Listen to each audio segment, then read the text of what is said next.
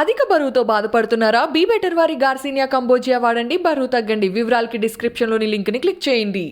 అసలు ముఖ్యంగా కవిత మీద ఆడుతున్నటువంటి డ్రామా కేసీఆర్కి అలవాటే. శవాల మీద పేలాలు ఏరుకుంటాడు. ఇక బిడ్డను అడ్డం పెట్టుకొని తెలంగాణ ప్రభుత్వాన్ని మళ్ళొకసారి చేజిక్కించుకోవాలనే ప్లానింగ్లో కవితను ఢిల్లీలో కూర్చోబెట్టి ఆడ కూర్చొని చక్రం తిప్పుకుంటా తెర మీద మీలాంటి ఛానళ్ళు, పెద్ద పెద్ద ఛానళ్ళు, తెలంగాణలో ఈరోజు శాసిస్తున్నటువంటి బీఆర్ఎస్ ఛానళ్ళు ఇవన్నీ ఉన్నాయి కదా, అవన్నీ తెర మీద ఏం చూపించాలి? కవిత కవిత కవిత, బ్రేకింగ్ న్యూస్. కానీ పక్కల ఈరోజు నడిబొడ్డున, నాంపల్లి నడిబొడ్డున తెలంగాణ నుంచి 40 లక్షల మంది ఈరోజు నిరుద్యోగస్తులుగా ఉన్నారు. మీరేస్తానన్న 1,91,000 బిస్వాల్ కమిటీ ఇచ్చినటువంటి సమాచారం ప్రకారము 80,000 ఉద్యోగాలు వేస్తాంటారు. ఆ 80,000లో 30,000 మందికే నోటిఫికేషన్లు పంపిస్తారు. ఆ 30,000లో ఈరోజు 40 లక్షల మంది నిరుద్యోగంతో ఉన్నటువంటి తెలంగాణలో ఆ ఉద్యోగాల సంగతి ఎటుపోయిందో. నిన్నగాదు మొన్న సిరిసిల్లలో చచ్చిపోతే మేఘాల మీద వాళ్ళ ఇంటి కుటుంబస్తులు భయపెట్టించినో ఏం చేసినో తెలియదు, కానీ కేటీఆర్ దేవుడు అని మాట్లాడారు. పాపం చచ్చిపోయిన ఇంట్లలో కూడా బెదిరింపులు జరుగుతున్నాయేమో అని నాకు అనుమానంగా ఉంది.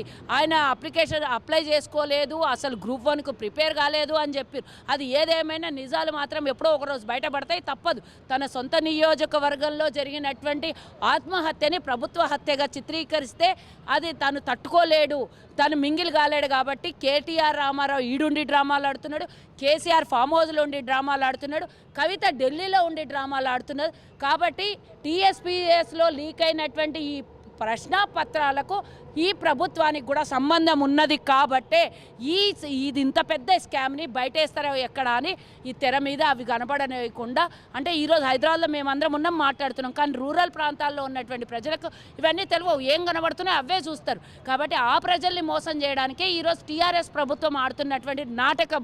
ఈరోజు మేము దేశవ్యాప్తంగా వెళ్తాం, దేశంలో ఏం చేస్తాం, అది చేస్తాం, ఇది చేస్తామని మాట్లాడుతున్నారు. ఈ లీకేజ్ విషయంలో టీఆర్ఎస్ ప్రభుత్వం బాధ్యత తీసుకుంటుందా లేదా?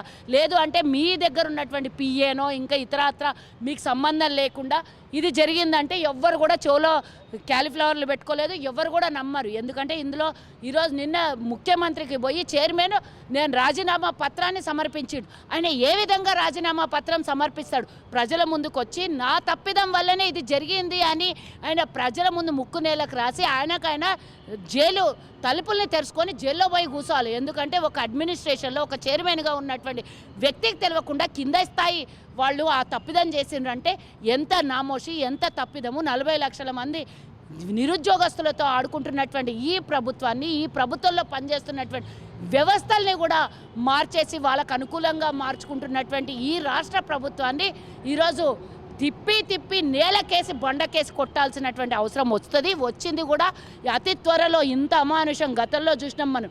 ఇంటర్ విద్యార్థులకు పేపర్ లీకేజ్ వల్ల, పేపర్ సరిగ్గా కరెక్షన్ చేయకపోవడం వల్ల 28 మంది చచ్చిపోయినరు. అట్లనే ఎంసెట్ పేపర్ లీకేజ్, మొన్న పోలీస్ రిక్రూట్మెంట్ లొల్లి. ఈరోజు ఏ లొల్లి లేకుండా అసలు ఒక్క రిక్రూట్మెంట్ అయినా జరుగుతుందా? కేవలం వైన్స్ రిక్రూట్మెంటో లేకపోతే బ్రాండీ షాపులకో లైసెన్సులు ఇచ్చే టైంలో మాత్రం లీక్ కాదు. అదొక్కటే కరెక్ట్గా వ్యవస్థ నడుస్తుందంటే రాష్ట్రంలో అదొక్కటే. కాబట్టి ప్రజలకు సంబంధించిన ఏ వ్యవస్థ కూడా సరిగ్గా నడవదు. ప్రభుత్వానికి కావాల్సిన లిక్కర్ ఆదాయం మాత్రం కరెక్ట్గా నడుస్తుంది. ఈరోజు తెలంగాణ ప్రజలు భయభ్రాంతులకు గురైనరు. తెలంగాణ ప్రజలకు భయభ్రాంతులకు గురి కాకుండా, నిరుద్యోగస్తులు మనస్తాపం చెందకుండా ఈ ప్రభుత్వాన్ని మార్చేస్తే వచ్చే ప్రభుత్వంలో డెఫినెట్గా మీకు ఉద్యోగాలు వస్తాయి. మీరు ఇంత భయపడాల్సినటువంటి అవసరం లేదు. ఇంకో ఏడాదైతే కొత్త ప్రభుత్వం వస్తుంది. కాబట్టి ఈ ప్రభుత్వానికి దించడం ఎట్లా అని మీరు ఆలోచించండి. ఈ ఉద్యోగం కాకపోతే ఇంకో ఉద్యోగం వస్తుంది. అధైర్యపడొద్దు నిరుద్యోగ యువతాన్ని నేను వేడుకుంటున్నా. నేను అనుకోవడము, నా ఊహ ప్రకారము మనీష్ సిసోడియా అరెస్ట్ అయ్యి ఇన్ని రోజులైనా లోపల లాకప్లో ఉన్నా కూడా కవిత అరెస్ట్ కాలేదు అని అంటే వీళ్ళిద్దరు లోపాయికార ఒప్పందాలు ఇద్దరివి అంటే టార్గెట్లు కంప్లీట్ అయితే కవిత బయటపడతారు డెఫినెట్గా. కేసీఆర్కి నచ్చిన పనులు వాళ్ళు చేయాలి, బీజేపీకి నచ్చిన పనులు కేసీఆర్ చెయ్యాలి వచ్చే ఎన్నికల్లో.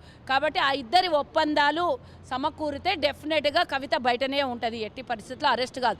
ఇప్పటికి కూడా ఎట్టి పరిస్థితుల్లో ఆయన చుట్టుపక్కల ఉన్నటువంటి మల్లారెడ్డిని, చుట్టుపక్కల ఉన్నటువంటి ఆయన ఆలుగడ్డల సీనుని, ఒక 5-6 మంది ఇంటి మీద దాడులు జరిగినాయి కదా, ఐటీ దాడులు, సిబిఐ దాడులు, ఈడీ దాడులు జరిగినాయి. వాళ్ళు ఎవరు లోపలికి పోతే కవిత ఎట్లా పోతుంది? ఇంతమందిని రక్షించుకున్నాడు, తన బిడ్డను రక్షించుకోడా?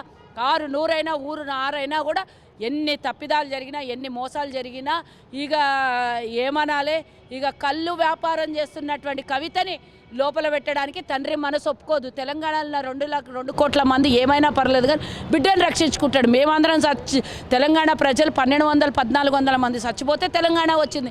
దాని మీద కూర్చొని ఊరేగుతుంటూ రాష్ట్రాన్ని దోచుకుంటుడు, ఇక దేశం మీద దేశ దిమ్మరుడు అవుతున్నాడు. కాబట్టి ఈరోజు కవితని పంపిస్తాను అనే డ్రామా మాత్రం బీజేపీ ఆడుతుంది. దాని వెనకాల చేయాల్సినటువంటి రాజకీయం చూసాను కదా. ఇక్కడ జెడ్పీటీసీ నుంచి మొదలు పెడితే ఎంపీ మంత్రులు వాళ్ళకు కావాల్సినటువంటి సకల బలగం అంతా పోయి ఢిల్లీలో కూర్చున్నది. వాళ్ళు ఊకెన్నా మంతనాలు జరుగుతలేరా, చక్రం తిప్పుతలేరా, ఏం కావాలన్నా అవి మోదీకి సమకూరుస్తలేరా? కాబట్టి ఇవన్నీ కేవలం తెలంగాణలో ఈ టీఎస్పీఎస్సీ ఉద్యోగ సమస్యలు నడుస్తున్నాయి, దీన్ని కవర్ చేసుకోవాలి. నిన్న కాదు మొన్న స్వప్నలోక్ కాంప్లెక్స్ కాలిపోయి 7 మంది చచ్చిపోయినరు. ఇవన్నిటి మీద ఇష్యూస్ మీద ప్రభుత్వ వైఫల్యాల్ని ప్రజలు ప్రతిపక్షాలు ఎండగడతాయి. కాబట్టి రేవంత్ రెడ్డి గారి పాదయాత్ర సక్సెస్ఫుల్గా నడుస్తుంది. వ్యతిరేక పవనాలు బీఆర్ఎస్ పార్టీకి నడుస్తున్నాయి. కాంగ్రెస్ అధికారంలోకి ఎక్కడో వస్తుందని. కాబట్టి తెర మీద 4 రోజులు నడిపిస్తున్నటువంటి డ్రామా తప్పించి కవితమ్మ అరెస్ట్ కాదు, నేను ఇట్లా చూపించిర్రా మీరు అంటే నేను విన్నయ్యి వచ్చినా అంటున్నది ఆమె. నేను లిక్కర్ స్కామ్లో పోయి నేను ఇట్లా గెలిచి వచ్చినా అని చెప్తుంది.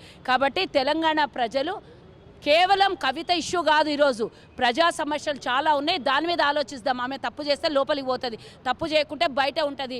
ఆమె శుద్ధపూసనా లేకపోతే కడిగిన ముత్యమా అని తేల్చుకోవాల్సింది ఈడీ.